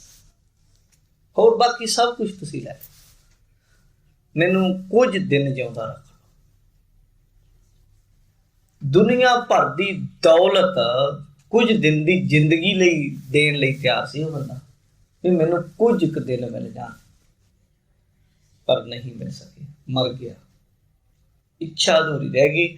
ਤਾਂ ਹੀ ਫਿਰ ਉਹਨੇ ਆਖਿਆ ਚੰਗਾ ਫਿਰ ਮੇਰੀ ਫਿਰ ਵਸੀਅਤ ਹੀ ਲਿਖ ਲਓ ਜਾਂਦੇ ਹੋਏ, ਜਦੋਂ ਮੈਂ ਮਰ, ਉਹ ਤਾਂ ਤੁਸੀਂ ਸੁਣੀ ਸਾਰਿਆਂ ਨੇ ਗੱਲ, ਕਿ ਜਦੋਂ ਮੇਰਾ ਜਨਾਜ਼ਾ ਕੱਢਿਆ ਜਾਵੇ, ਮੇਰੇ ਹੱਥ ਬਾਹਰ ਹੋਣ, ਮੇਰੀ ਦੌਲਤ ਲਾਈਨ 'ਚ ਲੱਗੀ ਹੋਵੇ, ਤਾਂ ਦੌਲਤ, ਤਾਂ ਕਿ ਲੋਕਾਂ ਨੂੰ ਪਤਾ ਲੱਗੇ ਵੀ ਇੰਨੀ ਦੌਲਤ ਵਾਲਾ ਸਿਕੰਦਰ ਵੀ ਖਾਲੀ ਹੱਥ ਗਿਆ, ਕੁਝ ਲਿਜਾ ਨਹੀਂ ਸਕਿਆ, ਔਰ ਜਾਣਾ ਪਿਆ, ਉਹਨੂੰ ਬਚਾ ਨਹੀਂ ਸਕਿਆ ਕੋਈ। ਆਖਰ ਤੇ ਜਾਂਦਾ ਹੀ ਹੈ ਬੰਦਾ। ਕਿੰਨੀਆਂ ਕੁ ਚੀਜ਼ਾਂ ਨਾਲ ਚਲੀਆਂ ਜਾਂਦੀਆਂ ਬੰਦੇ। ਅੱਜ ਦੇ ਟਾਈਮ ਵਿੱਚ ਇਸ ਸਦੀ ਦਾ ਬਹੁਤ ਵੱਡਾ ਮਸ਼ਹੂਰ ਗਾਇਕ ਹੋਇਆ ਮਾਈਕਲ ਜੈਕਸਨ, ਤੁਸੀਂ ਸਾਰੇ ਜਾਣਦੇ। ਟੀਮ ਸੀ ਉਹਦੇ ਕੋਲ, ਬੰਦੇ ਕੋਲ ਡਾਕਟਰਾਂ ਦੀ, ਕਿਤੇ ਉਹਦੇ ਬਾਰੇ ਪੜ੍ਹੋਗੇ ਤਾਂ ਤੁਹਾਨੂੰ ਪਤਾ ਲੱਗ ਜਾਏਗਾ, ਨੈੱਟ ਉੱਤੇ ਵੀ ਮਿਲ ਜਾਏਗਾ। ਉਹਨੇ ਆਪਣੇ ਸਰੀਰ ਜਿਹੜੀਆਂ ਚੀਜ਼ਾਂ ਆਮ ਤੌਰ 'ਤੇ ਵੀ ਇਹਦੀ ਜੀ ਕਿਡਨੀ ਫੇਲ ਹੋ ਗਈ ਜੀ, ਇਹਦਾ ਜੀ ਆਹ ਪ੍ਰੋਬਲਮ ਆ ਗਈ ਜੀ, ਉਹਦੇ ਲਈ ਉਸ ਬੰਦੇ ਨੇ ਆਪਣੇ ਨਾਲ ਪਹਿਲਾਂ ਹੀ ਮੈਚ ਕਰਵਾ ਕੇ ਸਾਰਾ ਕੁਝ ਰਖਵਾਇਆ ਹੋਇਆ ਸੀ। ਜਿੱਧਰ ਜਾਂਦਾ ਸੀ ਉਹਦੀ ਵੱਡੀ ਐਂਬੂਲੈਂਸ ਜਾਂਦੀ ਸੀ, ਵੀ ਜੇ ਕਿਤੇ ਨੂੰ ਇੱਕਦਮ ਕੋਈ ਦਿੱਕਤ ਆ ਜਾਏ ਤੇ ਨਾਲ ਦੀ ਨਾਲ ਅਸੀਂ ਇਹਦੇ ਅੰਗ ਵੀ ਬਦਲ ਦਈਏ, ਇੰਨਾ ਕੁਛ ਸੀ। ਡਾਕਟਰ ਸਨ ਦੁਨੀਆ ਭਰ ਦੇ, ਪਰ ਬਚ ਗਿਆ ਕਿਤੇ, ਰਹਿ ਗਿਆ ਕਿਤੇ, ਨਹੀਂ ਰਹਿ ਸਕਿਆ। ਇਹ ਮਹਾਰਾਜ ਸਮਝਾਉਂਦੇ ਆ ਵੀ ਜਾਣਾ ਤੇ ਹੈਗਾ ਹੀ ਹੈ। ਇੱਥੇ ਸਿਰਫ ਇਹ ਗੱਲ ਨੂੰ ਸਮਝੋ ਜਿੰਨੀਆਂ ਜ਼ਰੂਰਤਾਂ ਨੇ, ਲੋੜਾਂ ਨੇ। ਆਮ ਤੌਰ ਤੇ ਲੋਕ ਬਹੁਤ ਜ਼ਿਆਦਾ ਚੀਜ਼ਾਂ ਦੀ ਪਕੜ ਕਰਦੇ ਆ, ਬਹੁਤ ਜ਼ਿਆਦਾ। ਜਿਹੜੀਆਂ ਚੀਜ਼ਾਂ ਦੀ ਲੋੜ ਵੀ ਨਹੀਂ ਉਹ ਵੀ ਅਨਨੈਸੈਸਰੀ ਜਿਹਨੂੰ ਕਹਿ ਦਿੰਦੇ ਆ। ਆਪਣੇ ਘਰੇ ਵੀ ਰਾਤ ਨੂੰ ਕਿਤੇ ਉੱਠਣਾ ਪੈ ਜਾਏ, ਇਉਂ ਜਾਣਾ ਪੈਂਦਾ ਵੀ ਪਤਾ ਨਹੀਂ ਚੋਰ ਆਇਆ ਹੁੰਦਾ ਘਰ 'ਚ, ਪਤਾ ਨਹੀਂ ਕਿਤੇ ਗੋਡਾ ਹੀ ਨਾ ਵੱਜੇ ਕਿਸੇ ਚੀਜ਼ ਨਾਲ, ਹੱਥ ਹੀ ਨਾ ਵੱਜੇ ਕਿਸੇ ਚੀਜ਼ ਨਾਲ। ਇਉਂ ਲੱਗਦਾ ਹੈ ਵੀ ਬੰਦੇ ਲਈ ਚੀਜ਼ਾਂ ਨਾ ਹੋਣ, ਚੀਜ਼ਾਂ ਲਈ ਬੰਦਾ ਬਣ ਗਿਆ ਹੋਵੇ, ਵਸਤੂਆਂ ਲਈ ਬੰਦਾ ਬਣ ਗਿਆ ਹੋਵੇ। ਇਸ ਤਰੀਕੇ ਦਾ ਫਿਰ ਜੀਵਨ ਬੜਾ ਦੁੱਖਮਈ ਹੈ। ਸਾਨੂੰ ਇਹ ਪਤਾ ਹੀ ਨਹੀਂ ਮੇਰੀ ਅਸਲ ਇੱਛਾ ਕੀ ਹੈ, ਮੈਨੂੰ ਲੋੜ ਕਿਸ ਚੀਜ਼ ਦੀ ਹੈ। ਉਹ ਫਕੀਰ ਨੇ ਆਖਿਆ ਰਾਜੇ ਨੂੰ, ਹੇ ਰਾਜਨ, ਜਿਹੜੀਆਂ ਖਾਹਿਸ਼ਾਂ ਹੁੰਦੀਆਂ ਉਹ ਅਧੂਰੀਆਂ ਰਹਿੰਦੀਆਂ, ਹਮੇਸ਼ਾ ਹੀ ਅਧੂਰੀਆਂ ਰਹਿੰਦੀਆਂ, ਕਦੇ ਵੀ ਪੂਰੀਆਂ ਨਹੀਂ ਹੁੰਦੀਆਂ ਬੰਦੇ। ਬਾਬਾ ਜੀ ਬਾਣੀ ਵਿੱਚ ਕਹਿੰਦੇ ਆ, ਕਹਿੰਦੇ ਅਜੋ ਸੋ ਜੀਓ ਨਾ ਛੋਡਈ ਰੰਕਾਈ ਨੈਣਾ। ਕਹਿੰਦੇ ਮਰਨ ਲੱਗਿਆਂ ਵੀ ਬੋਲ ਨਹੀਂ ਹੁੰਦਾ, ਜ਼ੁਬਾਨ ਥੱਕ ਗਈ, ਹੱਥ ਪੈਰ ਕੰਮ ਛੱਡ ਗਏ, ਸਿਰਫ ਮਰਨ ਲੱਗਾ, ਅੱਖਾਂ ਖੁੱਲੀਆਂ ਨੇ। ਕਹਿੰਦੇ ਅੱਖਾਂ 'ਚ ਵੀ ਹਜੇ ਲਾਲਚ ਦਿਸਦਾ ਹੈ, ਨੈਣਾ ਵਿੱਚ, ਅੱਖਾਂ ਵਿੱਚ ਇਉਂ ਲੱਗਦਾ ਵੀ ਹਜੇ ਵੀ ਕੁਛ ਨਾ ਕੁਛ ਚਾਹੁੰਦਾ ਹੈ ਇਹਦੇ ਮਨ ਵਿੱਚ। ਮਹਾਰਾਜ ਕਹਿੰਦੇ ਇਹ ਚੀਜ਼ਾਂ ਨੇ ਨਾ ਜਿਹੜੀਆਂ ਇਹ ਅਧਿਆਤਮ ਤੋਂ ਦੂਰ ਲਿਜਾਂਦੀਆਂ ਹਨ ਤੁਹਾਨੂੰ ਭਾਈ ਗੁਰਮੁਖੋ। ਜਿਹੜੇ ਗੁਰਮੁਖ ਹਨ, ਰੱਬ ਦੇ ਪਿਆਰੇ ਹਨ ਭਾਈ, ਕਹਿੰਦੇ ਹਰ ਕੇ ਲੋਕ ਸਦਾ ਗੁਣ ਗਾਵੇ। ਰੱਬ ਦੇ ਪਿਆਰੇ ਗੁਰਮੁਖ ਗੁਰਸਿੱਖ ਹੈ ਨਾ ਜਿਹੜੇ ਪਿਆਰੇ, ਸਤਿਗੁਰੂ ਜੀ ਕਹਿੰਦੇ ਉਹ ਸਦਾ ਹੀ ਵਾਹਿਗੁਰੂ ਦੇ ਗੁਣ ਗਾਉਂਦੇ ਆ, ਹਰ ਪਰਿਸਥਿਤੀ ਵਿੱਚ, ਦੁੱਖ ਵਿੱਚ ਵੀ ਸੁੱਖ ਵਿੱਚ ਵੀ। ਅਸੀਂ ਕੀ ਕਰਦੇ ਹਾਂ, ਕੋਈ ਚੀਜ਼ ਦੀ ਜ਼ਰੂਰਤ ਹੋਵੇ ਉਦੋਂ ਗੁਰਦੁਆਰੇ ਆਉਂਦੇ, ਜੇ ਤਾਂ ਕੋਈ ਚੀਜ਼ ਮਿਲ ਗਈ ਤਾਂ ਵੀ ਹਟ ਗਏ, ਜੇ ਨਾ ਮਿਲੀ, ਮਿਲਣ ਦੇ ਕਈ ਕਾਰਨ ਹੋ ਸਕਦੇ ਆ, ਤੁਹਾਡੀ ਇੱਛਾ ਦੇ ਪਿੱਛੇ ਵੀ, ਇੱਛਾ ਸ਼ਕਤੀ ਕਿੰਨੀ ਕੁ, ਉਹ ਵੀ ਕਾਰਨ ਹੈ ਇੱਕ। ਹੋ ਸਕਦਾ ਨਾ ਮਿਲੇ, ਹੋ ਸਕਦਾ ਪਰਮੇਸ਼ਰ ਦੀ ਇੱਛਾ ਹੀ ਨਾ ਹੋਵੇ ਤੁਹਾਨੂੰ ਦੇਣ ਦੀ ਕੋਈ ਚੀਜ਼। ਬਾਅਦ ਵਿੱਚ ਰੋਂਦੇ ਦੇਖਿਆ ਬੰਦੇ, ਸੱਚੀਆਂ ਘਟਨਾਵਾਂ ਸਾਡੇ ਆਪਣੇ ਵਾਪਰੀ। 16 ਸਾਲ ਦਾ ਲੜਕਾ, ਉਹਦਾ ਜਨਮ ਦਿਨ, ਘਰਦਿਆਂ ਨੂੰ ਕਹਿੰਦਾ ਮੋਟਰਸਾਈਕਲ ਲੈ ਕੇ ਦੇ ਦਿਓ। ਮਾਂ ਬਾਪ ਕਹਿੰਦੇ ਨਹੀਂ ਲੈ ਕੇ ਦੇਣਾ, ਅਜੇ ਛੋਟਾ ਹੈ। ਚਾਚੇ ਦਾ ਲਾਡਲਾ ਸੀ, ਇੱਕੋ ਹੀ ਪੁੱਤ ਸੀ, ਲੈ ਕੇ ਦੇ ਦਿੱਤਾ ਚਾਚੇ ਨੇ, ਲੈ ਕੇ ਦੇ ਦਿੱਤਾ, ਆਪ ਬਹਿ ਗਿਆ, 3 ਜਣੇ ਹੋਰ ਬਿਠਾ ਲਏ ਮੋਟਰਸਾਈਕਲ ਤੇ। ਇੰਨਾ ਭਜਾਇਆ ਮੋਟਰਸਾਈਕਲ। ਪੰਜਾਬ ਦੇ ਵਿੱਚ ਆਪਣੀਆਂ ਵੱਡੀਆਂ ਟਰਾਲੀਆਂ ਚੱਲਦੀਆਂ ਟਰੈਕਟਰਾਂ ਦੇ ਪਿੱਛੇ, ਉਹਦੇ ਵਿੱਚ ਲਿਆ ਕੇ ਪਿਛਲੇ ਪਾਸੋਂ ਮਾਰਿਆ। ਆਪ ਵੀ ਗਿਆ, ਨਾਲ 3 ਉਹ ਵੀ ਗਏ, ਮਾਰ ਦਿੱਤੇ। ਬਾਅਦ ਵਿੱਚ ਰੋਣ ਫਿਰ, ਨਾ ਕੋਈ ਲਾਇਸੈਂਸ ਨਾ ਕੋਈ ਹੋਰ। ਉਹ ਟਰੈਕਟਰ ਵਾਲੇ ਨੂੰ ਕਹਿਣਾ, ਉਹ ਕਹਿੰਦੇ ਮੇਰਾ ਦੱਸੋ ਕੀ ਕਸੂਰ ਹੈ, ਮੈਂ ਤੁਰਿਆ ਜਾ ਰਿਹਾ, ਪਿੱਛੋਂ ਮਾਰਿਆ ਲਿਆ ਕੇ ਇਹਨਾਂ ਨੇ। ਬਾਅਦ ਵਿੱਚ ਰੋਂਦੇ, ਪਿਆਰ ਵੀ ਉਹਨਾਂ ਦਾ ਨੁਕਸਾਨ ਬਣ ਗਿਆ। ਜਿਹੜੀ ਚੀਜ਼ ਕਈ ਵਾਰ ਅਸੀਂ ਮੰਗਦੇ ਹਾਂ, ਬਾਲਕ ਵਾਂਗੀ ਹਾਂ ਸਭ ਕੁਛ ਮੰਗਾ, ਦੇ ਤੋਟ ਨਹੀਂ ਹਰ ਰੰਗਾ। ਮੈਂ ਤਾਂ ਬੱਚਿਆਂ ਵਾਂਗੂ ਮੰਗੀ ਹੋ ਜਾਣਾ, ਮੈਨੂੰ ਆਹ ਵੀ ਮਿਲ ਜਾਏ, ਮੈਨੂੰ ਆਹ ਵੀ ਮਿਲ ਜਾਏ, ਮੈਨੂੰ ਆਹ ਵੀ ਮਿਲ ਜਾਏ। ਕਈ ਵਾਰੀ ਕਈ ਚੀਜ਼ਾਂ ਅਸੀਂ ਮੰਗਦੇ ਹਾਂ, ਮੂੰਹੋਂ ਕੁਝ ਹੋਰ ਮੰਗਦੇ ਹਾਂ, ਦਿਲ 'ਚ ਚਾਹਨਾ ਕੁਛ ਹੋਰ ਹੁੰਦੀ ਹੈ। ਇਹ ਵੀ ਫਰਕ ਹੈ। ਕਈ ਵਾਰੀ ਕਈ ਚੀਜ਼ਾਂ ਅਸੀਂ ਮੰਗਦੇ ਬਹੁਤ ਸ਼ਿੱਦਤ ਨਾਲ ਆ, ਪਰ ਉਹਦਾ ਰਿਜ਼ਲਟ ਇੰਨਾ ਭੈੜਾ ਹੁੰਦਾ, ਗੁਰੂ ਉਹ ਚੀਜ਼ ਗੁਰਸਿੱਖ ਨੂੰ ਦਿੰਦਾ ਹੀ ਨਹੀਂ। ਜਦੋਂ ਕੋਈ ਗੁਰਸਿੱਖ ਕਹਿੰਦਾ ਮਹਾਰਾਜ ਮੇਰੀ ਤਾਂ ਮੰਗ ਹੈ, ਮੈਂ ਚਾਹੁੰਦਾ, ਪਰ ਨਾਲ ਇੰਨੀ ਕੁ ਜ਼ਰੂਰ ਬੇਨਤੀ ਕਰ ਦਿਆ ਕਰੋ ਕਿ ਮਹਾਰਾਜ ਸੱਚੇ ਪਾਤਸ਼ਾਹ ਦੇਈ ਮੈਨੂੰ ਤਾਂ ਜੇ ਮੇਰੇ ਲਈ ਭਲੇ ਦੀ ਹੋ, ਬਸ। ਪਰ ਜਿਹੜੇ ਜ਼ਿਆਦਾ ਹੀ ਜਿੱਦ ਕਰਨ ਲੱਗ ਜਾਂਦੇ, ਮੈਨੂੰ ਤਾਂ ਇਹ ਚੀਜ਼ ਮਿਲਣੀ ਹੋ ਚਾਹੀਦੀ, ਉਹਦੇ ਲਈ ਪਾਠ ਕਰਦੇ, ਉਹਦੇ ਲਈ ਉਹ ਸਿਮਰਨ ਕਰਦੇ, ਮੈਨੂੰ ਤੇ ਆਹ ਮਿਲ ਜਾਏ, ਮੇਰਾ ਤੇ ਰੱਬ ਵੀ ਆਹੀ। ਫਿਰ ਬਾਅਦ ਵਿੱਚ ਰੋਂਦੇ, ਅੱਖਾਂ 'ਚ ਕੁਛ ਨਾ ਦੇ ਦੇ, ਬੜੇ ਪਰੇਸ਼ਾਨ ਹੁੰਦੇ। ਫਿਰ ਜਦੋਂ ਸਮਾਂ ਲੰਘ ਜਾਂਦਾ, ਕਿ ਬਹੁਤ ਸਮਾਂ ਲੰਘ ਜਾਂਦਾ, ਜਦੋਂ ਹੱਥ ਨਹੀਂ, ਮਤਲਬ ਉਹ ਸਮਾਂ ਲੰਘਿਆ, ਸਭ ਤੋਂ ਕੀਮਤੀ ਹੈ ਵਕਤ, ਇਹ ਵਾਪਸ ਨਹੀਂ ਹੁੰਦਾ। ਪੈਸਾ ਧਨ ਦੌਲਤ ਵਾਪਸ ਆ ਜਾਂਦੀ ਹੈ, ਆ ਜਾਏ ਨਹੀਂ ਆਉਂਦੀ, ਨਾ ਆਵੇ ਕੋਈ ਗੱਲ ਨਹੀਂ, ਘਰ ਬਾਰ ਆ ਜਾਂਦੇ ਆ, ਨਹੀਂ ਤੇ ਹੋਰ ਕੁਛ ਆ ਜਾਂਦਾ, ਬਥੇਰਾ ਕੁਛ ਹੈ, ਸਮਾਂ ਨਹੀਂ ਹੱਥ ਆਉਂਦਾ। ਬੰਦਾ ਆਪਣਾ ਸਮਾਂ ਵੀ ਗਵਾ ਬਹਿੰਦਾ, ਫਿਰ ਕੇਵਲ ਪਛਤਾਵੇ ਬਿਨਾਂ ਕੁਛ ਨਹੀਂ ਰਹਿੰਦਾ। ਇਸ ਲਈ ਸਤਿਗੁਰੂ ਜੀ ਕਹਿੰਦੇ ਆ ਕਿ ਗੁਰਮੁਖ ਇਸ ਗੱਲ ਨੂੰ, ਗੁਰਸਿੱਖ ਇਸ ਗੱਲ ਨੂੰ, ਇਸ ਰਹੱਸ ਨੂੰ ਸਮਝਦੇ ਆ। ਆਮ ਬੰਦਾ ਇਸ ਗੱਲ ਨੂੰ ਸਮਝਦਾ ਨਹੀਂ। ਤਦੇ ਤੁਸੀਂ ਵੇਖੋ ਕਦੇ ਕੀ ਕੁਝ ਚੱਲਦਾ ਪੰਜਾਬ ਦੀ ਧਰਤੀ। ਹੁਣ ਹਾਲਾਂਕਿ ਇਹਨਾਂ ਦੇਸ਼ਾਂ ਵਿੱਚ, ਮੈਨੂੰ ਕਾਲੇ ਸਿੰਘ ਕਹਿ ਰਹੇ ਸੀ ਵੀ ਇੱਥੇ ਚਰਚਾਂ ਵਿੱਚ ਲੋਕ ਜਾਂਦੇ ਨਹੀਂ ਹੈ, ਈਸਾਈ ਲੋਕ ਘੱਟ ਜਾਂਦੇ ਆ। ਪਰ ਇੰਡੀਆ ਵਿੱਚ ਇਹਨਾਂ ਕੁਝ ਇਸ ਤਰ੍ਹਾਂ ਦਾ ਪਖੰਡ ਸ਼ੁਰੂ ਕੀਤਾ ਹੋਇਆ ਕਿ ਉਹਨਾਂ ਦੀਆਂ ਪਹਿਲਾਂ ਕਲਾਸਾਂ ਲੱਗਦੀਆਂ। ਆਪਾਂ ਤੇ ਬਾਣੀ ਦੀ ਗੱਲ ਕਰ ਰਹੇ ਹਾਂ ਨਾ, ਇੱਥੇ ਬੈਠ ਕੇ ਪਰਮੇਸ਼ਰ ਦੀ ਗੱਲ ਕਰ ਰਹੇ ਹਾਂ, ਭਲੇ ਦੀ ਗੱਲ ਕਰ ਰਹੇ ਹਾਂ, ਪਰਉਪਕਾਰ ਦੀ, ਲੋਕਾਂ ਦੀ, ਆਪਣੀ ਸਭ ਦੀ। ਉਹ ਇੱਦਾਂ ਨਹੀਂ ਗੱਲਾਂ ਕਰਦੇ।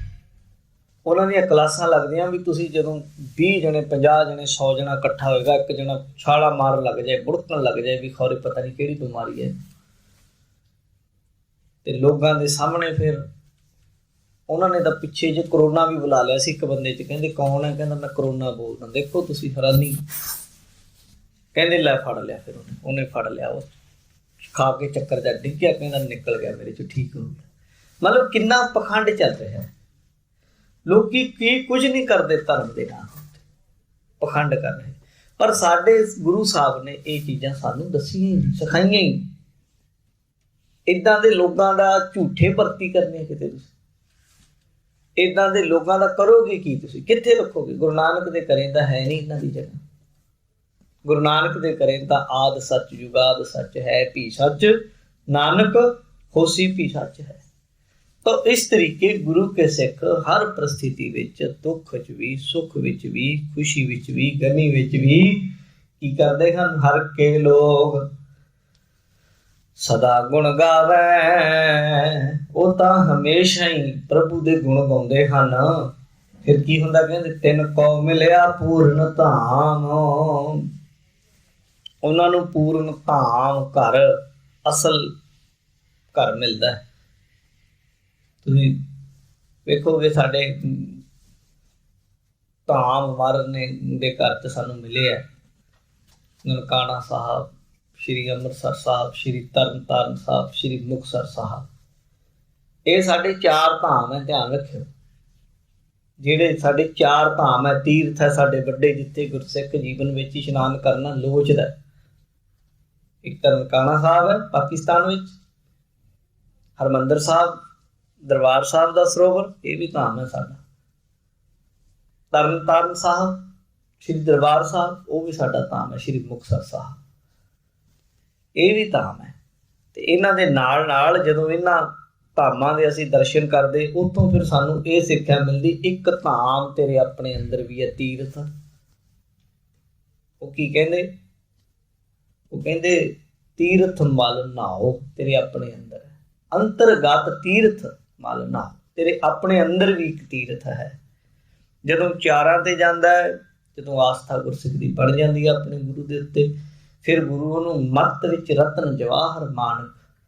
ਜੇ ਇੱਕ ਗੁਰ ਕੀ ਸਿੱਖ ਸੁਣੀ, ਜੇ ਸਿੱਖ ਗੁਰੂ ਦੀ ਇੱਕ ਗੱਲ ਸੁਣਦਾ ਹੈ, ਤੇ ਫਿਰ ਗੁਰੂ ਪਿਆਰੇ ਖਾਲਸਾ ਜੀ ਅੰਦਰਲੇ ਧਾਮ, ਅੰਦਰਲੇ ਘਰ ਦੀ ਉਹਨੂੰ ਸੋਝੀ ਹੋ ਜਾਂਦੀ ਹੈ।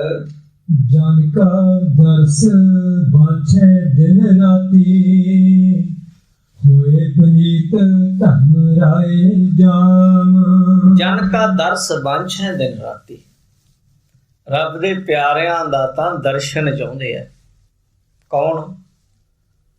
ਕਹਿੰਦੇ ਧਰਮ ਰਾਏ। ਧਰਮ ਰਾਜਾ ਵੀ ਜਦੋਂ ਕਿਤੇ ਕੋਈ ਗੁਰਮੁਖ ਰੱਬ ਦਾ ਪਿਆਰਾ ਜਾਂਦਾ ਹੈ,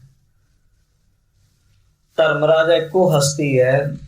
ਜਿੰਨੇ ਵੀ ਆਸਤਿਕ ਮਤ ਨੇ, ਇੱਕ ਤਾਂ ਨਾਸਤਿਕ ਮਤ, ਕਈ ਤਰ੍ਹਾਂ ਦੇ ਮਤ ਹੁੰਦੇ ਆ। ਨਾਸਤਿਕ ਤਾਂ ਇਹ ਜੱਗ ਮਿੱਠਾ ਕਹਿੰਦੇ ਆ, ਅਗਲਾ ਕਿ ਡੱਠਾ। ਉਹ ਕਹਿੰਦੇ ਵੀ ਇਹੀ ਸਾਰਾ ਕੁਛ ਹੈ, ਅੱਗਾ ਕੁਛ ਵੀ ਨਹੀਂ। ਇੱਕ ਦਰਸ਼ਨ 4 ਵਾਕ ਹੈ, ਉਹਦੇ ਵਿੱਚ ਇਹੀ ਕੁਛ ਹੈ। ਕਹਿੰਦਾ ਜਿੰਨਾ ਚਿਰ ਜਿਉਂਦੇ ਰਹੋ, ਆਨੰਦ ਨਾਲ ਰਹੋ, ਘੀ ਪੀਓ, ਭਾਵੇਂ ਕਰਜ਼ਾ ਲੈ ਲੈ ਕੇ ਪੀਓ, ਮੁੜ ਕੇ ਮੋੜਨ ਦੀ ਕਿਹੜਾ ਲੋੜ ਹੈ। ਜਿੰਨਾ ਚਿਰ ਤੁਸੀਂ ਜਿਉਣਾ, ਬਸ ਇਹ ਜ਼ਿੰਦਗੀ ਸਭ ਕੁਛ ਹੈ। ਪਰ ਐਸਾ ਨਹੀਂ। ਗੁਰਮਤਿ ਨੇ ਮੰਨਿਆ ਵੀ ਇਹ ਦੁਨੀਆ ਤੋਂ ਬਾਅਦ ਇੱਕ ਐਸੀ ਦੁਨੀਆ ਜਿਹਦਾ ਸਫ਼ਰ ਜੀਵ ਨੂੰ ਕਰਨਾ ਪੈਂਦਾ। ਮਹਾਂਪੁਰਸ਼ ਅਖੰਡ ਕੀਰਤਨੀ ਦੇ ਬਾਨੀ ਭਾਈ ਸਾਹਿਬ ਭਾਈ ਰਣਧੀਰ ਸਿੰਘ ਹੋਣਾ ਅਖੰਡ ਕੀਰਤਨੀ ਜੱਥੇ ਵਾਲੇ, ਉਹਨਾਂ ਦੀਆਂ ਪੁਸਤਕਾਂ ਮਿਲਦੀਆਂ ਅਣਡਿੱਠੀ ਦੁਨੀਆ, ਅਣਡਿੱਠੀ ਦੁਨੀਆ। ਉਹਦੇ ਵਿੱਚ ਉਹਨਾਂ ਬਹੁਤ ਰਹੱਸ ਦੱਸਿਆ ਅਣਡਿੱਠੀ ਦੁਨੀਆ ਦੇ, ਕਿੱਥੇ ਕਿੱਥੇ ਕੀ ਹੋਇਆ, ਬਹੁਤ ਸਾਰੀਆਂ ਘਟਨਾਵਾਂ ਲਿਖੀਆਂ। ਤਾਂ ਐਸਾ ਹੈ ਸਾਡੇ ਇਤਿਹਾਸ ਵਿੱਚ ਮਿਲਦਾ। ਪਰ ਬਹੁਤ ਸਾਰੇ ਗ੍ਰੰਥਾਂ ਵਿੱਚ ਬਹੁਤ ਤਰੀਕਿਆਂ ਨਾਲ ਦੱਸਿਆ, ਕੁਰਾਨ ਵਿੱਚ, ਬਾਈਬਲ ਵਿੱਚ, ਜਿਹਨੂੰ ਆਪਾਂ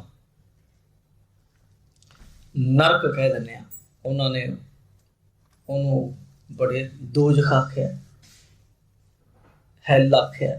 ਦੋਜ਼ਖ ਦੇ ਵਿੱਚ, ਹੈਲ ਦੇ ਵਿੱਚ ਬਹੁਤ ਦੁੱਖ ਹੈ, ਜੀਵ ਬੜੇ ਦੁੱਖ ਸਹਾਰਦਾ, ਬੜਾ ਦੁਖੀ ਹੁੰਦਾ।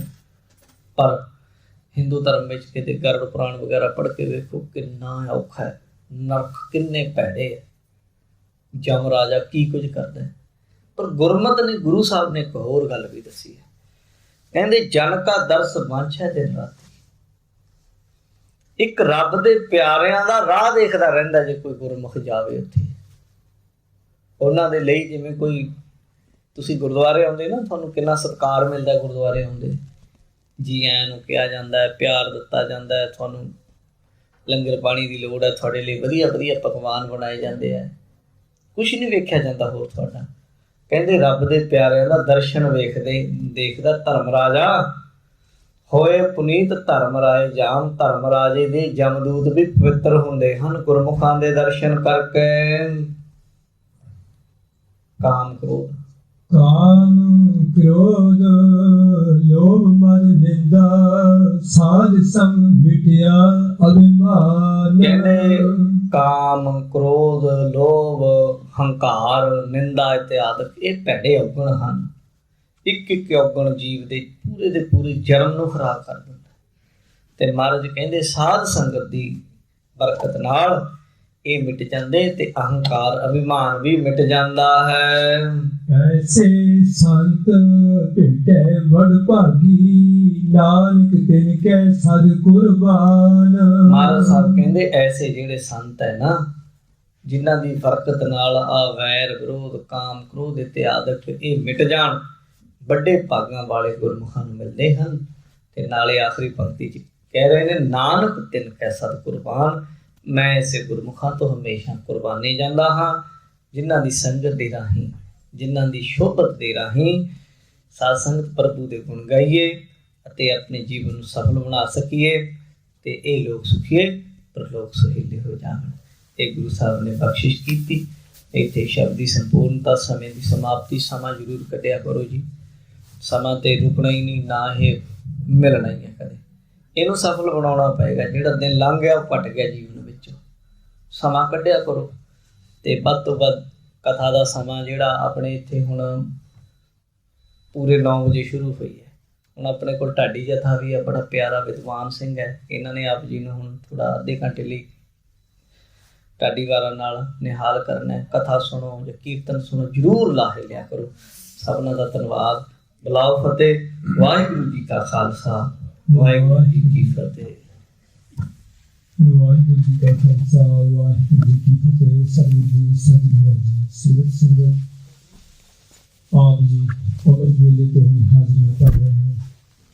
ਪ੍ਰਿਆ ਸੰਗਵਾਰ ਦੇ ਕੀਰਤਨ ਸੰਪੂਰਨ ਹੋਏ ਉਪਰੰਤ ਜੋ ਲੜੀਵਾਰ ਅੰਮ੍ਰਿਤ ਗੁਰਬਾਣੀ ਦੀ ਕਥਾ ਦੀ ਸਵਤਾ ਜੈਸੇ ਪਾਸੇ ਮਹਾਨ ਵਿਦਵਾਨ ਗਿਆਨ ਕਰੀ ਸਿੰਘ ਜੀ ਜੋ ਕਾਫੀ ਸੰਸਾਰ ਜਿੱਥੇ ਸੇਵਾ ਨਿਭਾਈ ਕਰਦੇ ਹਨ। ਨਾਦਾ ਸਾਹਿਬ ਜੀ